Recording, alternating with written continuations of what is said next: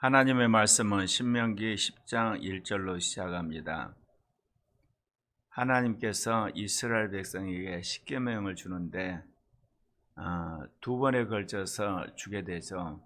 그 이유가 첫 번째 십계명을 받으러 올라갔을 때 아론과 이스라엘 백성이 밑에 있으면서 모세가 내려오지 않으니까 우리를 출애굽시킨 여호와를 우리가 만들자 그래서 금송아지를 만들고 거기서 음주가무를 하는 망령된 짓을 합니다.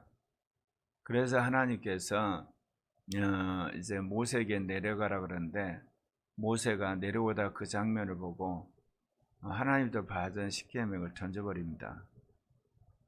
그리고 나서 이제 하나님 앞에 중보 기도를 하고 주님이 다시 올라오라 그래서 산으로 올라가죠.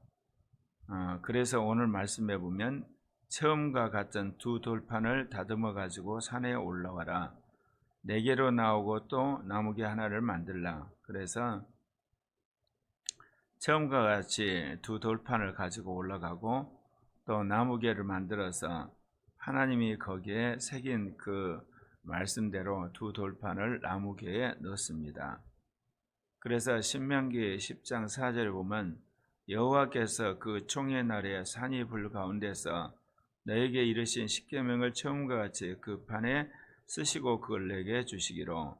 그래서 이제 모세가 두 번째 돌판을 나무개에 담아 가지고 내려와서 이제 성막 안에 두게 되죠. 그것이 이제 이스라엘 백성의 십계명이 되는데, 그러면 하나님께서 이 십계명을 두 번에 걸쳐서 이스라엘에 주신 것을 우리가 이제 의미를 따져보면 하나님이 주신 십계명이 이스라엘 민족에게 주었는데 그들이 그것을 행함으로 구원을 받는 것으로 착각하는, 그래서 예수 그리스도가 오셔서 우리의 구주 되심을 분명히 보여주셨고 이제 당신이 새 언약을 맺음으로 우리에게 이제 두 번째 성령으로 우리 안에 계명을 새기는 그런 사건으로 우리가 이제 상징적으로 볼 수 있지 않냐. 왜 그러냐면 첫 번째 두 돌판에 새긴 그것을 모세가 던져버렸거든요. 일종의 계약이 파기된 것을 상징적으로 해석한다면 두 번째 나무개에 이제 담은 두 돌판이 언약궤 안에 보존되거든요. 이거를 이제 구속사로 보면 이스라엘에게 주었던 그 돌판에 있는 언약궤는 인간 구원을 성취하지 못하고 이 땅에 오신 예수님이 그를 구원을 성취하신가 되었고 이제는 구원받은 신약의 사람들에게 성령이 두 돌판에 새긴 계명을 새김으로 성취한다. 그렇게 이제 우리가 상징적으로 해석해 볼 수도 있다 그 이야기입니다. 그러면서 오늘 여기 말씀해 보면 이제 하나님께서 이스라엘 자손을 부의 야간에서 떠나서 모세라에 있었을 때 거기서 아론이 죽게 돼서 그의 아들 엘리야살이 제사장이 되고 그리고 하나님께서 레위 지파를 구별해서 하나님의 제사를 섬기는 일을 맡겼다. 그렇기 때문에 레위 지파는 땅을 차지한 것이 아니라 하나님의 백성들이 하나님 앞에 바치는 제사 음식 가운데 일정 부분, 그리고 11조 가운데, 그리고 여러 가지 그 화목제라든지 낙헌제라든지 그럴 때 하나님께 바친 그것으로 살도록 하신 것. 이것이 의미하는 바는 뭐냐? 하나님의 일을 하는 종들은 하나님이 공급하는 것으로 산다고 하나 그런 것들을 제사장 제도를 통해서 우리에게 보여주신 거죠. 그러니까 신약 시대 하나님의 복음을 전하는 교회 지도자들이 가장 먼저 훈련받아야 할 것 중에 하나가 하나님이 나에게 일을 시키기 때문에 하나님이 나의 먹을 걸 책임진다고 하는 이 먹을 것에 대한 훈련이 지도자에게 필요한 거예요.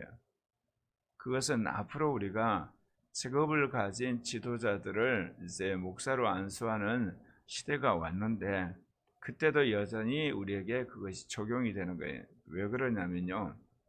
직업을 가진 목회자들 가운데 직업 자체가 나중에 우상이 되거나 어떻게 보면 영적인 미끼가 되어서 하나님의 말씀을 제대로 전하지 못하는 그 직장을 부여잡기 위해서 그런 날이 올 수도 있거든요.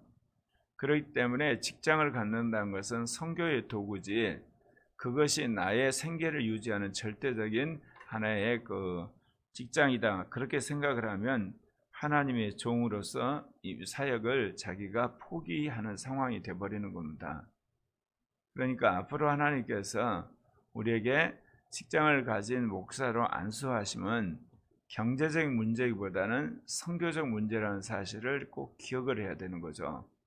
그러니까 직장을 가지고 현장에 있어서야 복음이 전파되기 때문에 직장을 가지고 들어가는 것이지 그 직장이 자기에 있어서 주님이 부여하신 사역보다 더 우위가 되면 일종의 우상 숭배가 되는 겁니다. 그래서 이스라엘 백성이 그 젖가거리는 가나안 땅에 들어갔을 때 우리로 말하면 그 레이지파에게도 땅을 줄 수가 있지 않습니까? 그런데 하나님이 레이지파는 땅을 안 줬다는 말입니다. 12지파가 낸 말씀드린 것처럼 제사 음식과 그리고 여러 가지 11조 같은 소산으로 살게끔 했다. 하나님의 백성은 하나님이 주는 것으로 살아야 된다. 그거를 구약시대에 우리에게 말씀하셨고 이것은 훗날 예수님이 오시고 나서 사도들도 그러한 믿음 속에 살았습니다. 그래서 제3의 교회가 직업을 가진 그런 사람들이 훈련된 연후에 이제 그 사역자로서 기름 부을 텐데 이 부분이 굉장히 중요합니다. 그러므로 너희는 그의 형제 중에 분깃이 없으며 기업이 없고 내 하나님 여호와께서 그에게 말씀하신 같이 여호와가 그의 기업이시니라. 예, 그렇습니다. 그래서 이제 모세가 처음과 같이 40주 40야를 산에 머물면서 여호와의 말씀을 들었는데 주님께서 그 말씀하시기를 여호와께서 내게 이르시되 일어나 백성보다 먼저 길을 떠나라. 내가 그들에게 주리라. 그들의 조상들의 맹세한 땅에 그들이 들어가서 그것을 차지하라 하셨느니라. 그러니까 출애굽에서 가나안 땅 들어가서까지 모든 과정은 항상 하나님이 주도를 하십니다. 내가 너희를 이끌고 간다. 그게 오늘 이 시대 늦은 빛 성령 시대 특별히 성령을 앞세워 사역하는 이 시대의 지도자들에게 중요한 자세예요. 내가 모든 것을 결정을 하고 성령이 거기에 도장 찍는 것이 아니라 성령이 모든 것을 결정하시고 이제 내가 거기에 순종하며 따라가는 그 훈련을 우리가 해야 되거든요. 그렇게 될 때 성령께서 하시고자 하는 일을 얼마든지 하실 수가 있는 거잖아요. 내가 결정을 했고 성령을 도장찍게 하는 식이 되게 되면 성령이 나의 어떤 결정에 의해서 제한을 받는 일이 벌어지게 되는 겁니다. 그래서 제3의 교회 지도자를 뽑는 데 있어서는 오늘날처럼 신학으로 뽑는 것이 아니라 그 사람 인생이 과연 성령 안에서 어떻게 살아왔는가, 오죽음 오신생과 특별히 삼위적 계시로 살아온 삶을 보고 분별해서 지도자를 뽑아야 됩니다. 그러지 않고 우리가 말하는 지금처럼 신학적인 지식으로 뽑게 되면 말을 잘하는 사람을 뽑게 되는 그때부터 교회는 타락을 시작하게 되는 거죠. 말이 필요 없다가 아니라 우리는 말을 뛰어넘어서 그 말과 더불어 역사하는 영의 역사 그런 말미암아 이 레마로 세상을 변혁하는 주의 종들을 길러내야 되기 때문에 그렇습니다. 이스라엘아 내 하나님 여호와께서 내게 요구하신 것이 무엇이냐? 하나님이 요구하는 것 그것은 내 하나님 여호와를 경외하여 그의 모든 도를 행하고 그를 사랑하며 마음을 다하고 뜻을 다하여 내 하나님 여호와를 섬기라. 그러면 여호와를 섬긴다는 게 뭡니까? 여호와가 우리에게 명하신 계명을 지키는 거예요. 그러니까 구약 말씀을 우리가 읽다 보면 하나님이 말씀하신 계명 지키라고 그랬으니까 우리가 열심히 하면 다 지킬 것 같은 그런 어떤 상황인 것을 우리는 보게 되잖아요. 그런데 예수님이 오시고 나서 바울 사도가 율법의 전문가였는데 우리가 타락해서 도저히 율법을 지켜서 의롭다함을 받을 수가 없고 우리가 그것을 온전히 지킬 수 없다고 이야기를 하는 겁니다. 그러니까 하나님께서 구약시대 이 계명을 주시면서 이 율법을 지키라고 말씀하시는 거, 인간이 지킬 수 없는 것을 아시고 명령하신 거예요. 그러면 하나님이 이스라엘 백성을 속인 거 아니냐? 그러질 않아요. 그럼에도 불구하고 하나님이 이스라엘 백성이 계명을 지키는 것을 보게 될 때 하나님이 복을 주셨다는 거예요. 그러니까 구약 시대는 그 계명을 지킴으로 내가 의롭다함을 받고 구원받으려고 하지 않았어요. 하나님이 주신 계명이니까 순종함으로 복을 받은 거죠. 그런데 나중에 이스라엘 백성이 포로로 잡혀가고 이제 70년 만에 돌아오고 나서 학계라든지 그런 어떤 선지자들이 등장하게 되고 그러면서 이제 그들이 가지고 있는 신학이 점점 뭐로 바뀌냐면 율법을 지켜야만 구원을 받고 의롭다한다고 하는 구원의 조건으로 바뀌게 됩니다. 그래서 예수님 오실 때는 율법을 행함으로 구원받는 그룹 바리새파가 만들어진 거죠. 그래서 여러분 구약에서 하나님이 율법을 지키고 내가 명령한 그 계명을 지키라는 것과 그거를 지킴으로 의롭다함을 얻은 것은 하늘과 땅처럼 다른 거예요. 그것이 오늘날 개신교 안에도 그것이 우리 안에 이제 잘못 오해되는 거거든요. 하나님이 나에게 지키라는 계명을 내가 믿음으로 순종하여 지키는 겁니다. 근데 그거를 지키는 것과 내가 율법을 지킴으로 의롭게 되는 건 하늘과 땅의 차이예요. 내가 율법을 지켜서 의롭게 될 수 없어요. 그렇게 마음 먹고 여러분이 율법을 대하게 되면 처절할 만큼 실패하게 됩니다. 그를 통해서 내가 율법에 대해서 죽고 이제는 생명의 영의 법으로 사는 그런 상황으로 영이 우리를 이끌어 가시죠. 그래서 주님이 우리에게 명령하신 계명, 그거를 지키게 되면 복을 받는 겁니다. 그리고 우리가 성경에서 명하는 율법은 성령이 우리 마음에 계명을 새김으로 영의 법에 따라 살아갈 때 하나씩 하나씩 우리가 그것을 이루어가는 겁니다. 그거를 구분하셔야 돼요. 여호와께서 오직 내 조상들을 기뻐하시고 그들을 사랑하사 그들의 후손인 너희를 만민 중에 택하셨음이 오늘과 같으니라. 하나님께서 아브라함, 이삭, 야곱과 언약을 맺고 그를 기뻐하셨다는 거예요. 그 언약 때문에 이스라엘 민족이 생겨나게 됐고 그들을 약속의 땅 가나안까지 주님께서 끌고 가겠다고 약속한 대로 지금 실행 중에 있으시는 거예요. 이것은 우리에게 하나님이 위대한 어떤 일을 하시기 전에 꼭 먼저 약속을 하셔요. 그 약속을 믿고 우리가 나가는 겁니다. 그러니까 우리가 전혀 없는 새로운 위대한 일을 만들어서 하나님께 영광을 돌리는 게 아니라 하나님이 먼저 그거를 말씀하시고 그 말씀을 믿고 따르는 무리들이 그걸 성취하는 거죠. 주님이 저에게 제2종교개혁 사명을 주셨는데 난 처음에는 성령운동 열심히 하면 제2종교개혁인 줄 알았어요. 나중에서 알았어요. 제2종교개혁을 위한 신학을 준비하라는 거.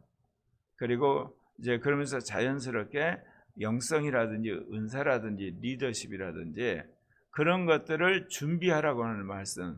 그래서 준비를 지금까지 해온 거죠. 이제는 주님께서 이거를 우리가 구체적으로 실천을 하고 그것을 이제 드러내고 또한 그거를 이제 그 가시적인 하나의 모델로 만들라고 말씀하시는 거죠. 말하자면 실천 신학을 이제는 하라고 하시는 거죠. 지금까지는 이론 신학 또는 주님께서 하라고 하는 어떤 전략을 수립하는 단계였다면 그렇습니다. 그래서 모세가 이스라엘 백성에 그 이야기합니다. 너희는 마음의 할례를 행하고 다시는 목을 곧게 하지 말라. 너희 하나님 여호와는 신들 가운데 신이시며 주 가운데 주시오 크고 능하시며 들어오신 하나님이라.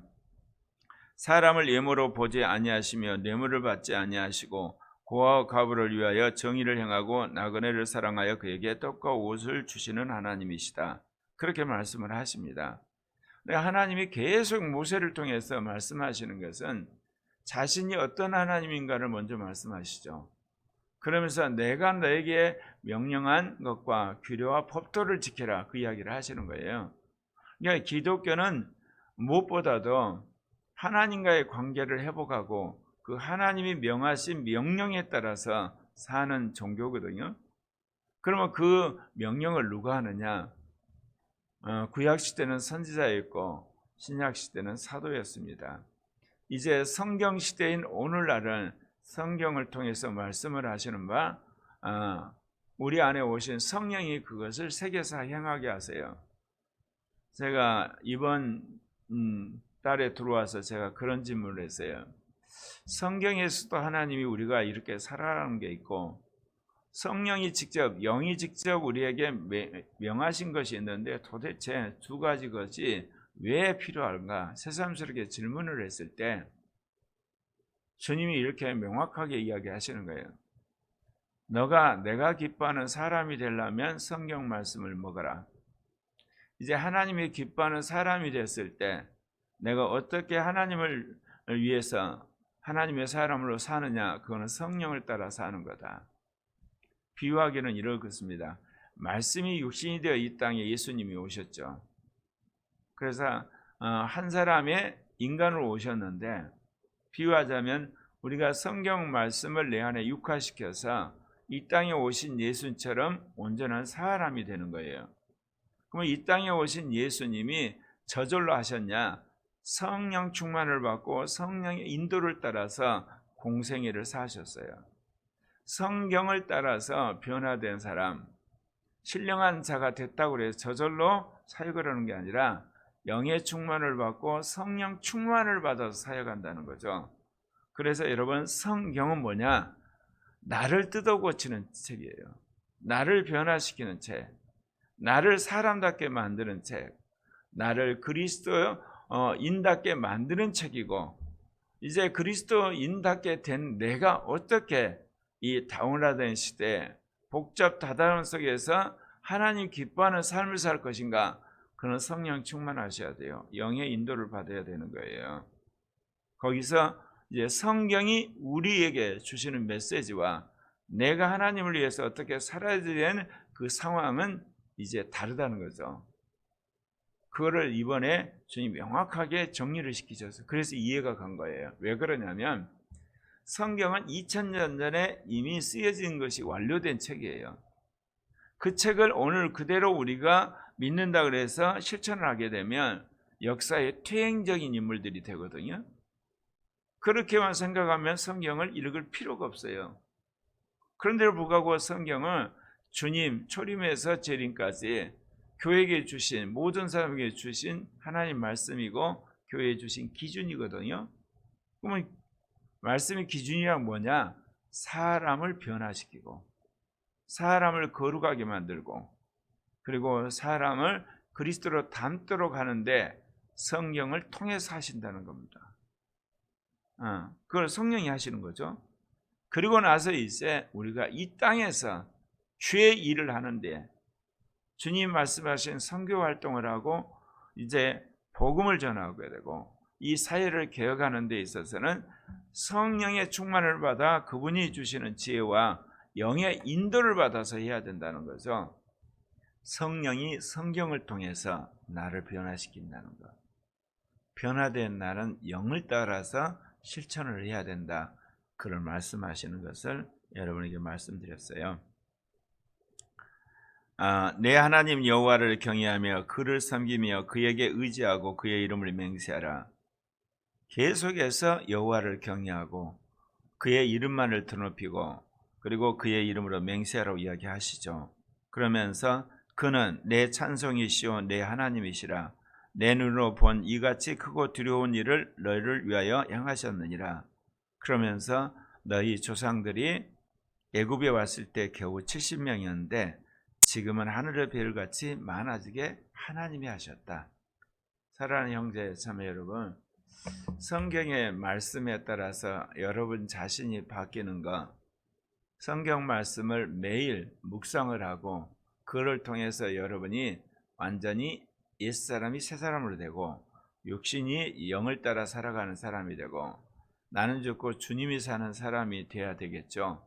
그런 가운데서 여러분이 이제 하나씩 실천하는 데 있어서는 성령 충만하고 영을 따라 살아가는, 그래서 가장 앞서가면서도 신령하고 거룩하고 개혁적인 그런 하나님의 사람이 되시기를 바랍니다. 기도하십시다.